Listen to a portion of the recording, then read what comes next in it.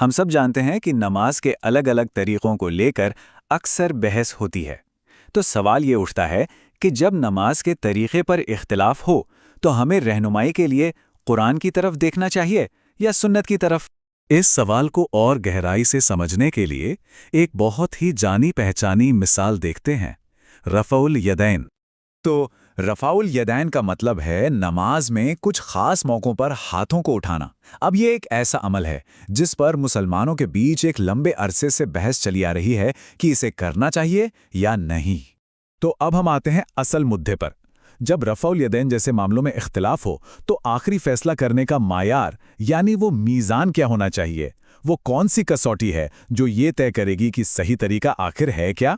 اس پہیلی کو سلجھانے کے لیے سب سے پہلے ہمیں قرآن کے رول کو سمجھنا ہوگا۔ آئیے دیکھتے ہیں کہ اس معاملے میں قرآن کا کردار کیا ہے۔ اور یہیں پر ایک بہت دلچسپ اور بنیادی بات سامنے آتی ہے۔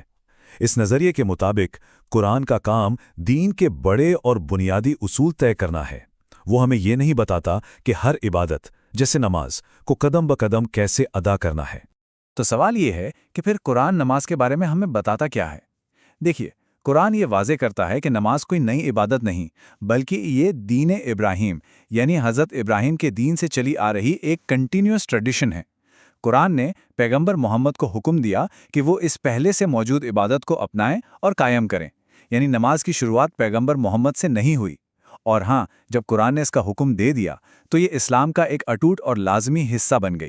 اچھا، تو اگر قرآن طریقہ نہیں بتاتا تو پھر طریقہ آتا کہاں سے ہے؟ بس یہیں پر سنت کا کردار سامنے آتا ہے۔ چلیے اب سنت کی حیثیت کو سمجھتے ہیں۔ سنت کا مطلب صرف کوئی لکھی ہوئی بات یا ایک دو لوگوں کی گواہی نہیں ہے۔ یہ وہ قائم مذہبی عمل ہے، ایک جیتی جاگتی روایت جو پیغمبر سے ہم تک دو بہت مضبوط طریقوں سے پہنچی ہے۔ پہلا، اجماع، یعنی پیغمبر کے ساتھیوں کا اس پر پوری طرح متفق ہونا، اور دوسرا، عملی تواتر، یعنی جب پوری امت اس کام کو نسل در نسل بنا کسی رکاوٹ کے کرتی چلی آ رہی ہو۔ تو دیکھیے یہ ہوتا کیسے ہے۔ سب سے پہلے پیغمبر ایک عمل کرتے ہیں، پھر وہ عمل ان کے ساتھیوں کے اجماع اور امت کے عملی تواتر یعنی کنٹینیوس ماس پریکٹس کے ذریعے آگے بڑھتا ہے، اور آخر میں جا کر وہ دین کا ایک ایسا پکا اور قائم حصہ بن جاتا ہے جس پر کوئی شک و شبہ نہیں رہتا۔ اب یہ فرق سمجھنا بہت ضروری ہے، کیونکہ اصل میں یہی اس پوری بحث کی جڑ ہے۔ دیکھیے، دین کی جانکاری ہم تک موٹے طور پر دو طریقوں سے پہنچتی ہے۔ ایک ہے سنت، جو پوری امت کے اتفاق اور تواتر سے ثابت ہے۔ یہ ایک مضبوط، اٹوٹ اور سب کے سامنے کیا جانے والا عمل ہے۔ دوسری طرف ہیں اخبار احاد، یعنی وہ روایتیں جو صرف ایک یا دو لوگوں کے ذریعے ہم تک پہنچتی ہیں۔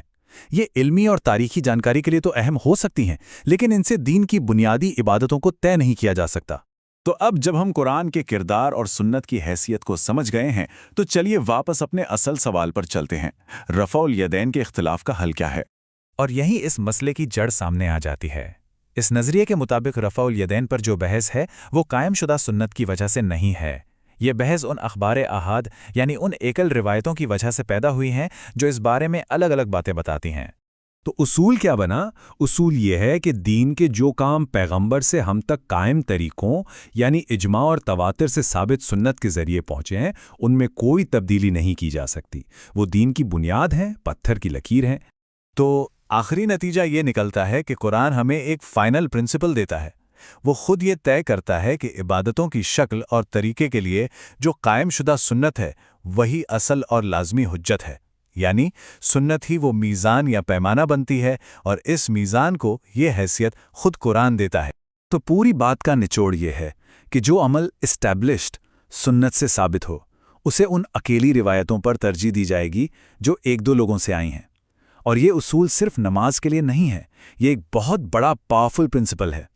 تو اب سوچنے کی بات یہ ہے کہ دین کے اور کون سے معاملے ہیں جہاں ہمارے بیچ مت بھید ہیں، اور جہاں یہ اصول، یہ پیمانہ ہمیں ایک صاف راستہ دکھا سکتا ہے۔ یہ ایک سوال ہے جس پر غور کرنا بنتا ہے۔